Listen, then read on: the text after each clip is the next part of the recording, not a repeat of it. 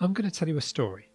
It's a little bit dark and creepy, but it has a beautiful redemptive ending, so if you have a nervous disposition, I apologise in advance.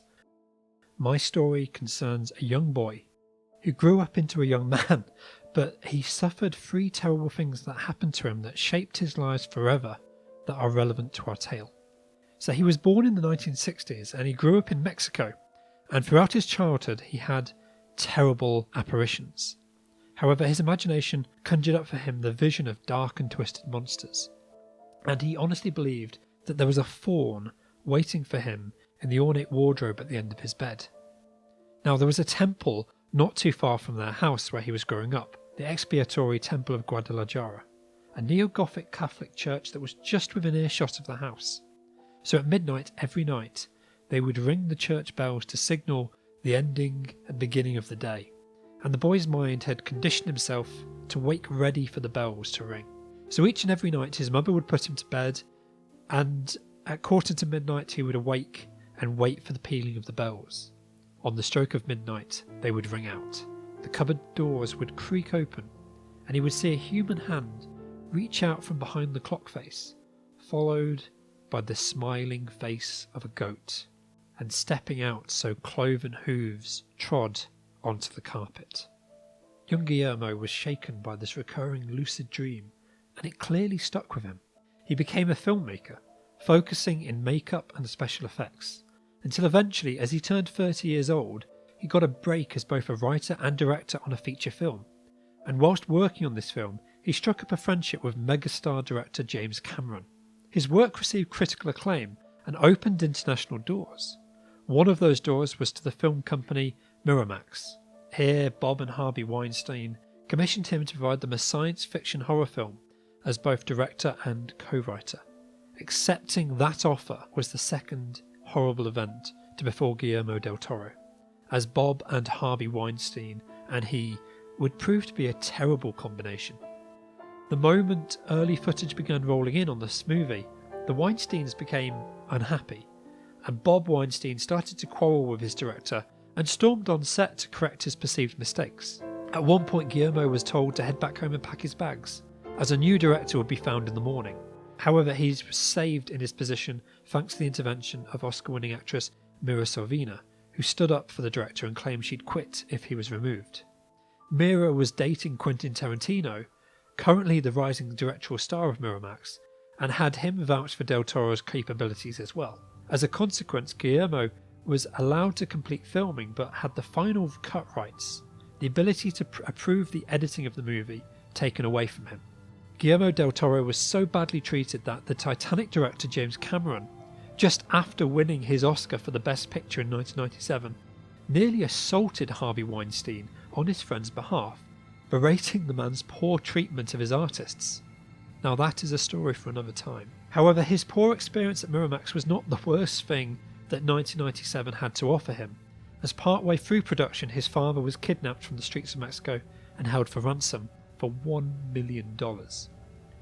Guillermo had invested all of the money he had into the production of Mimic, and he had no ability to pay for almost anything, so days turned into weeks, and the family began to just accept that they had to prepare for the worst, that they were going to just lose their father. But James Cameron, when he heard about his friend's plight, escorted him to a bank and immediately handed him $1 million. Mr. Cameron was even able to recommend a skilled negotiator and wished him luck. In the end, Federico Del Toro was released after being in confinement for 72 days, but there wasn't a single scratch on his body, and though some of the men who had abducted him were arrested, no one ever received any jail time, and the $1 million were never recovered. Guillermo took this as a sign his family was not safe in Mexico, and he relocated to America, despite the disdain he had for the film he was completing work on, and his fractious relationship with his production company, living in exile from his homeland forevermore. The good news is the money never came between Cameron and Del Toro. They continued to talk and share ideas, and in 2006 Del Toro would write, direct and produce Pan's Labyrinth, which, in my mind, will always be his seminal masterpiece. Why are these 3 dark tales about Del Toro's life relevant? Well, firstly there is the obvious fact that to produce something of such singular artistic vision Del Toro eschewed the standard Hollywood production studios. In fact, around the same time he was beginning work on the Faun's Labyrinth, the Disney company asked if he would direct their upcoming Chronicles of Narnia film. He considered this offer, but decided he could not present the clear Christian allegory that Aslan's resurrection implies, and passed on that potential.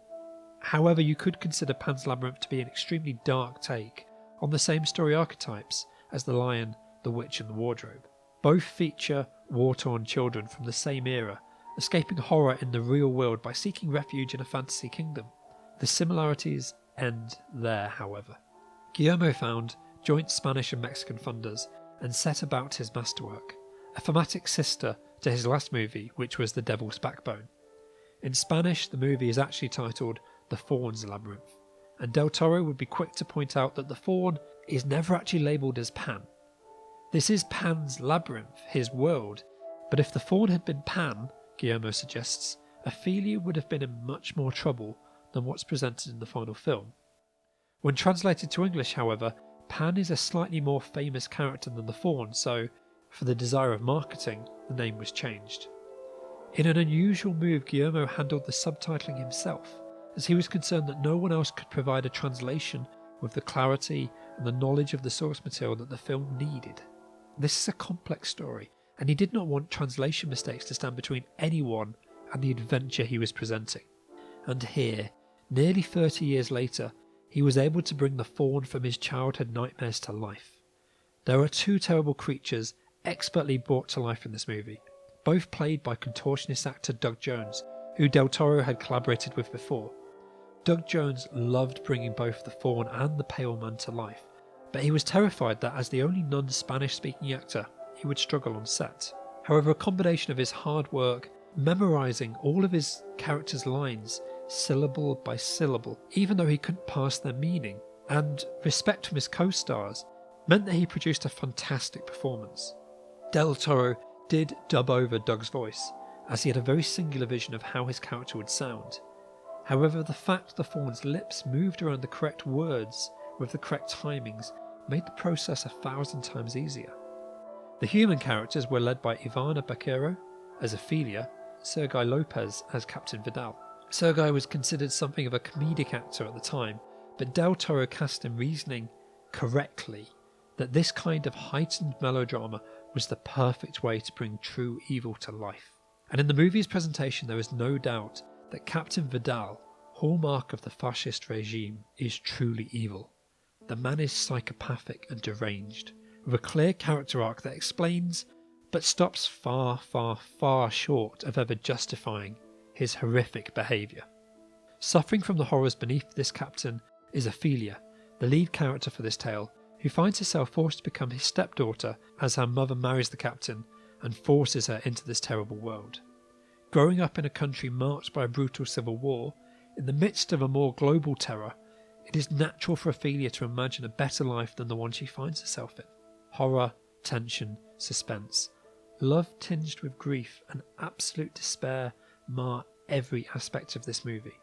The two storylines are perfectly matched, even though they rarely collide in any meaningful fashion until the end.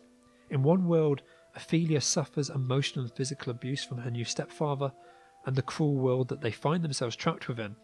In the fantasy world, she is the reincarnation of Princess Moana and must face down some terrible but fantastical creatures to prove her worthiness. She must complete these tasks before she becomes mortal. However, the audience will be left asking, is the tale of Princess Moana real or imagined? Del Toro has a definitive take that this fantastical creation is all real, but some critics will disagree. There are signs throughout the movie that indicate nothing is as it seems. I don't want to spoil this for anyone yet to discover the movie for themselves, but Del Toro has gone on record to state it is extremely important that Doug Jones plays both the Faun and the terrible Pale Man, a creation so terrifying that it made horror author Stephen King squeam. It is never extrapolated within the movie, but there is a connection. One of the Pale Man's most heinous acts is the eating of fairies sent by the Faun to escort Ophelia. In the ending of the movie, the same coloured fairies are seen travelling alongside the Faun, who, despite seeming so angry before, now acts graciously and full of due deference. the Faun tells Ophelia that she is going to be tested. Del Toro translated this personally and uses this word repeatedly. Not that she must go on a quest, but that she must complete 3 trials. Del Toro put so much of himself into this film, and it shows. I adored it in 2006 and I still adore it now and would recommend it to anyone. Do not let the fact it is subtitled put you off if you only speak English. This film is worth it. There is a reason Guillermo Del Toro has become a Hollywood golden child, having directed Blade 2 and Hellboy in the early millennium, leading through to Pacific Rim and Pinocchio. He was linked to and nearly helmed the Hobbit films, and we can only mourn for what was lost when he stepped away from that project. If you have heard and wondered what the Del Toro hype is about, if you have seen others mourning that we never got to see his take on the Hobbit, or see his true potential, hunt this film down now. It's that seminal.